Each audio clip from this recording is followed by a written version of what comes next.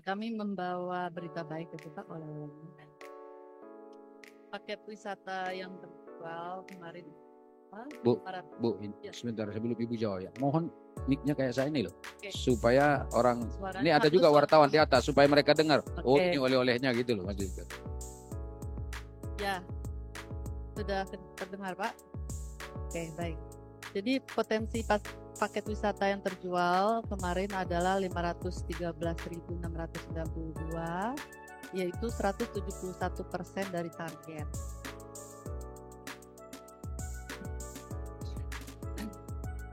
Capaian potensial packs tersebut mengalami kenaikan pertumbuhan hingga 40,28% dibandingkan tahun lalu yang hanya 366.192.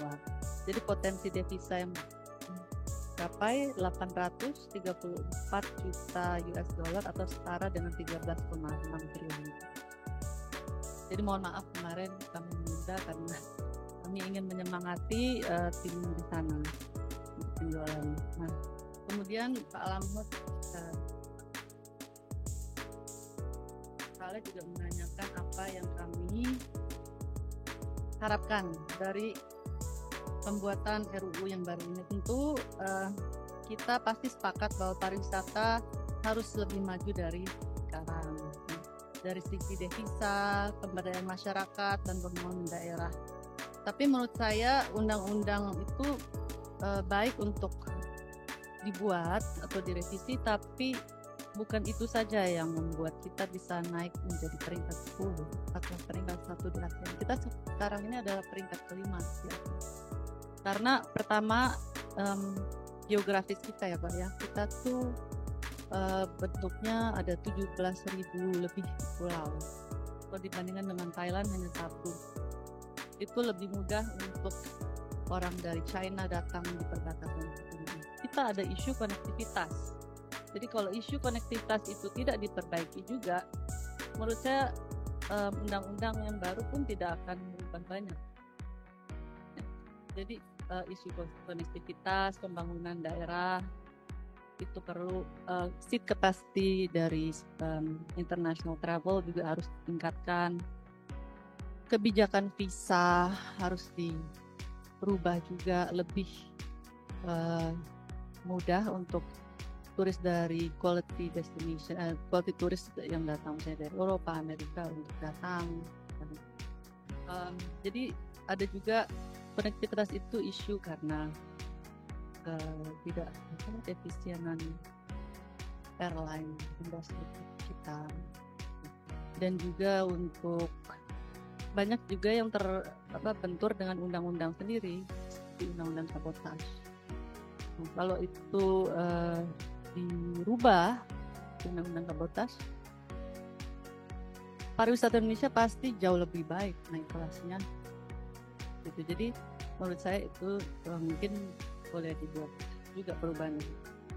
Nah, kalau kami kan baru 4 bulan ya di sini Pak ya. Ini BIM adalah buatan yang terdahulu. Kami sepakat dengan Ibu Evita bahwa BIM itu mungkin dibuat secara terburu-buru. Jadi saya mengusulkan untuk membuat BIM baru. Kalau Bapak Ibu sepakat, kami butuh waktu untuk membuat BIM yang baru. Pak Desmond mungkin boleh tambahkan. Terima kasih Bu Menteri, mungkin Bapak Ketua, Bapak Ibu Pimpinan dan Bapak Ibu anggota Komisi 7. Kebetulan kami baru kemarin sudah berkomunikasi Pak dengan Sekretariat Negara dan memang disampaikan bahwa surprise-nya sepertinya menggunakan surprise udara. Ini serius nih. Ibu Menteri bertanya ke Pak Bayu itu yang berbeda, Pak Bayu jawabannya lain. Bu Menteri mengatakan akan ada DIM baru. Pertanyaan saya, kapan DIM baru itu? Kenapa kaitannya kepada surprise segala macam gitu? Ini kan udah carried over, udah disetujui. Tinggal Bapak rubah aja DIM Bapak itu gitu. Izin Bu, DIM-nya itu bukan Kemenpar, tapi kami harus bersama-sama dengan Kemensesnek dan beliau-beliau dari kementerian. lembaga lain manajemen. Diakomodir dari kami, pendapat dari Bapak, pastikan kita harus revisi DIM atau bagaimana? Kita bisa dilakukan pas pembahasan terpisah itu. Pimpinan. Ya, silakan Pak Kardaya. Ya, ini kan susah. Susahnya itu kita bahas DIM, lalu tahu-tahu DIM-nya bukan itu.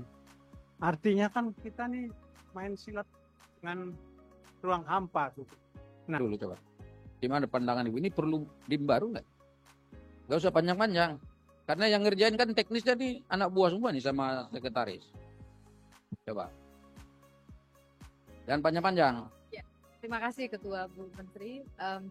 Seperti yang sudah kami sampaikan juga tadi bersama Pak Sesmen dan Bu Menteri bahwa kami sepakat dengan yang tadi sudah diusulkan, yaitu akan konsolidasi dengan kementerian terkait tentunya terkait dengan hal ini. Terkait dengan DIM ini akan, kalau memang perlu untuk kami sempurnakan akan kami sempurnakan, tapi itu sekali lagi akan kami konsolidasikan dulu terkait dengan tenggat waktu yang tadi juga sudah dibahas atau sudah disampaikan oleh Pak Ketua.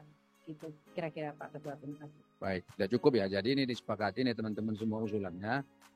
Ini pihak pemerintah dan Bu Menteri juga sepakat nih kayaknya tidak ada perubahan DIM. Jadi gini loh, kalau perubahan DIM itu berarti nanti ujung-ujungnya draft rancangan undang-undang yang kami kirim itu kami rubah lagi tuh. Iya kan? Jadi baru kalian ganti itu DIM-nya. Oh nggak selesai lah mulai dari awal itu pembahasannya. Jadi begini, DIM baru nggak boleh. Karena di presentasinya Bu Menteri berdasarkan DIM yang ada. Tapi bukan berarti kita nggak bisa merevisi DIM yang ada. Bisa gitu loh. Misalnya sebelumnya ada 794 pasal yang dihapus. Bisa dihidupkan kembali oleh pariwisata. Bukan berarti dihapus harus tetap dihapus. Setelah kita memberi masukan semua hari ini, betapa pentingnya ekosistem di dalam pengembangan pariwisata, mereka bisa cabut hapusnya, bisa dihidupkan kembali. Betapa pentingnya pendidikan di dalam pariwisata ini, meningkatkan sumber daya manusia yang sebelumnya dihapus di DIM lama, mereka dengan melakukan konsolidasi, itu bisa hidupkan lagi gitu loh. Begitu juga dengan BPPI, di DIM yang ada itu kan dihapus dari pemerintah. Dengan masukan yang kita berikan, betapa pentingnya tourism promotion board ini, itu dihapus diganti dengan tidak dihapus bisa gitu loh. Tapi jangan disebut itu DIM baru, itu nggak bisa. Baik, seperti yang Ibu Wamen tadi sampaikan, kami butuh waktu untuk mengkonsolidasikan bersama teman-teman di kementerian yang lain, dan kami tentu berterima kasih atas kritik dari Bapak Ibu sekalian mengenai DIM yang kemarin kami sampaikan bahwa itu adalah DIM yang terburuk. Jadi oleh karena itu kami tadi mengusulkan untuk membuat DIM baru, tapi kami merevisi bahwa kami sepakat untuk mengkonsolidasikan dan menyempurnakan agar menjadi DIM yang terbaik. Jadi ya tolong dicabut juga tuh bahwa ini DIM yang terburuk tuh nggak boleh juga. Jadi begitu Bu Menteri. Jadi kita kasih waktu untuk membahas ini